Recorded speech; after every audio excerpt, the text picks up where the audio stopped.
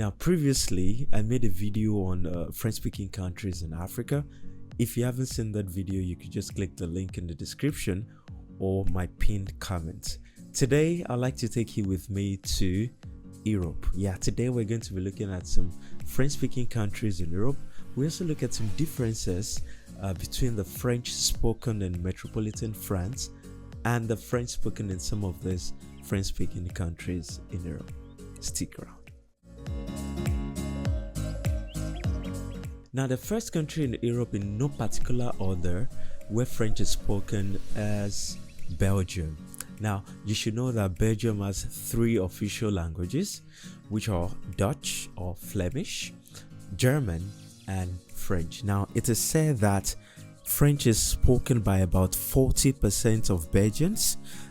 This group of Belgians are called Walloons, but over time, we've seen more and more Belgian people learn French and speak French. Now, you should also know that Belgium is a country divided in 2 main regions, and even if French is one of the official languages, it's very common not to find any French speakers in the Flemish region, because in the Flemish region, that's where most people actually speak Dutch or Flemish. Now, if you want to travel to Belgium to speak French, then you should consider the southern part.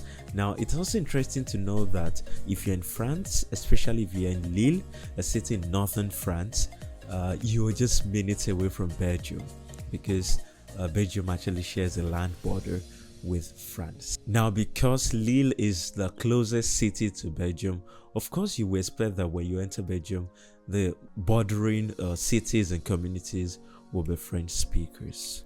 Also, it is said that 90% of the inhabitants of Brussels, which is the capital of Belgium, actually speak French and have French as their mother tongue. Now, let's look at some of the differences and the French spoken in France and Belgium, for instance. For instance, when it comes to numbers, in French, the number 70 is 70, okay, 70. But in Belgium, 70 in French is 70. Same thing with 80. 80 in French is 80. But 80 in Belgium is 80. 90 in French is 90. But 90 in Belgian French is 90. Okay, so it's really, so if a Belgian wanted to say 82, for instance, in French, a Belgian will most likely say 82, while in French 82 is 82. Now, aside from that, a major difference is the difference between the use of serviette and essuie. Now, you should know that in standard French, the word serviette, it's used to mean napkin or towel. Okay, so whether you're referring to a napkin or you're referring to a towel, the word in French is serviette. But in Belgian French, this is not the case. Now, in Belgian French, serviette means napkin, while they have a different word for towel. Okay, so in Belgian French, the word for towel is essuie. Okay, essuie. While in French, serviette both means napkin and towel. Another common difference is that in standard French in France, the word for toilet is plural. Okay, so in French you always say les toilettes, okay, and not la toilette. So if you wanted to say I'm going to the toilet, you say je vais aux toilettes. Okay, je vais aux toilettes. But in Belgian French, you'd say je vais à la toilette. In France, when you say baguette, almost everyone knows what a baguette is. But in Belgian French, baguette is not usually called baguette, it's called pain français, which means like French bread. Okay, pain français. So yeah, don't be surprised if you get to Belgium and you ask for a baguette and they refer you to a pain français. Also in Belgian French, when someone gives you something, they may say s'il vous plaît. Okay, the s'il vous plaît doesn't really mean please. So in France, s'il vous plaît means please, but in Belgian French, s'il vous plaît means something like here you go or take. It has like the translation of tenez or tiens in French, okay, in France. So in Belgian French, if someone wanted to hand over something, an item to you, they say s'il vous plaît, okay. So to someone who learned standard French, that may be a little of a surprise to you, because s'il vous plaît means please.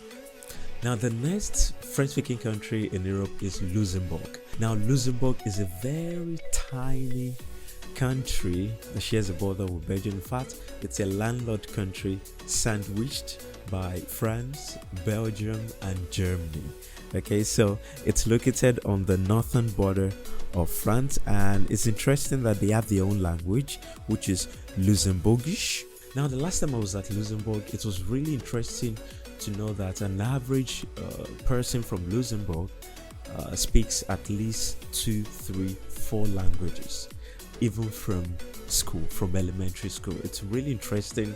Of course, they have their Luxembourgish language, then they have French, they have German, and I was a bit surprised to know that a lot of people from Luxembourg actually also learn and understand English, so making 4 languages.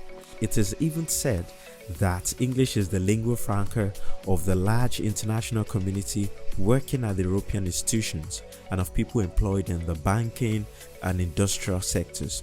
English has become the language for business and finance, but French as the main communication language, followed by Luxembourgish, German, English, and Portuguese. Now, French is used particularly in trade, hotels, restaurants, cafes, and so on, mainly in the capital and in its surrounding area. Now, according to a 2018 study of the Ministry of National Education, 98% of the Luxembourg population speaks French, 80% speaks English, and 78% speaks German. Now, Luxembourgish is used by 77% of the population. Now, Switzerland. Switzerland is a country of languages. In fact, I believe it's one of the very few countries in the world that has 4 official languages. 4 official languages, which are German, French, Italian, and Romansh. Now, to speak French in Switzerland, you need to visit the Francophone western part. That's obviously the part next to France, the Romandie to be exact. Now, the French spoken in Switzerland differs a bit from the French language used in France, but not as much. Just like I said with Belgium, so Belgian French has so many similarities with Swiss French. Just like in Belgium, 70 in French is 70, 80 is 80, 90 is 90. While in standard French, 70 is 70, 80 is 80, 90 is 90, for instance. Now, if you are in Switzerland and you say thank you to someone, you thank someone in French, you say merci.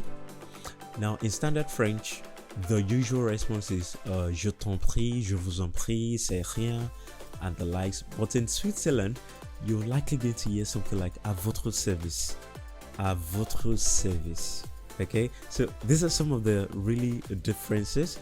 Now, in standard French, if you sneeze, achoo, achoo. Now, the French people will say à tes souhaits, or à vos souhaits. But in Switzerland, in Swiss French, you may hear something like santé instead. Santé. So the difference is not drastic, just little cultural bit that's a become part of the language. Now you should know that the word for cell phone in standard French is portable. Portable, while in Switzerland, in Swiss French, the word for cell phone is Natel. Natel. Now, Natel was an acronym used for the Swiss mobile network. Now, Monaco. Monaco is a very tiny country. In fact, it's called the Principality of Monaco. It's located in the southern part of France and particularly on the French Riviera. It's a state ruled by a family called the Grimaldi. Now, in Monaco, French is the official language, even though there's a language called Monegasque, which is spoken by approximately 5,000 people only. Now, Monaco is a tiny country completely enclosed by France, While it is an independent constitutional monarchy, France is responsible for its defense. The official language in Monaco is solely French. Now, if you enjoyed this video, don't forget to drop a comment, give this video a thumbs up, and hit the subscribe button if you haven't. Also, you can also visit my website on rapidefrench.net for more videos like this, for more blogs, more content on French related. And if you're interested in learning French, I just created an online French course for absolute beginners. You may want to check it out on my website. I'll leave the link in the description and on the screen. Merci beaucoup comme d'habitude d'avoir suivi cette vidéo jusqu'à la fin et on se retrouve à bientôt.